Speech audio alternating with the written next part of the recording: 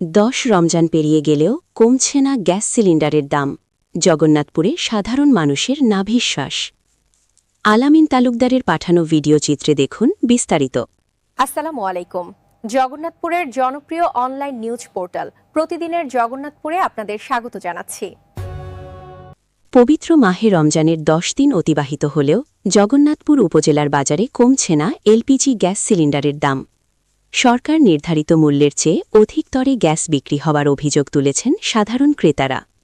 এতে করে ইফতার ও সেহেরির রান্নাবান্নায় হিমশিম খাচ্ছেন নিম্ন ও মধ্যবিত্ত আয়ের মানুষ।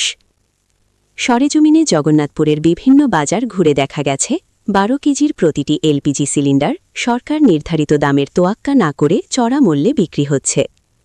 সাধারণ মানুষের অভিযোগ, রমজান উপলক্ষে সিন্ডিকেট করে দাম বাড়ানো হয়েছে। জগন্নাথপুর উপজেলার স্থানীয় ভুক্তভোগীরা জানান, রমজান মাসে খরচ এমনিতেই বেশি, তার ওপর যদি রান্নার গ্যাসের দাম না কমে তবে আমাদের মতো সাধারণ মানুষের টিকে থাকা কঠিন হয়ে পড়েছে। প্রতিদিনের জগন্নাথপুরের বিশেষ প্রতিবেদক দলের অনুসন্ধানে দেখা যায়, খুচরা পর্যায়ে তদারকির অভাবে বিক্রেতারা নিজেদের ইচ্ছেমতো দাম হাঁকাচ্ছেন। অনেক ক্ষেত্রে রসিদ ছাড়াই লেনদেন হচ্ছে, ফলে প্রমাণের অভাবে ক্রেতারা আইনি প্রতিকার পাচ্ছেন না। এ বিষয়ে বাজারের ব্যবসায়ী ও সংশ্লিষ্টদের সাথে কথা বললে তারা সরবরাহের সংকটের অজুহাত দেখাচ্ছেন। তবে সাধারণ জনগণের দাবি,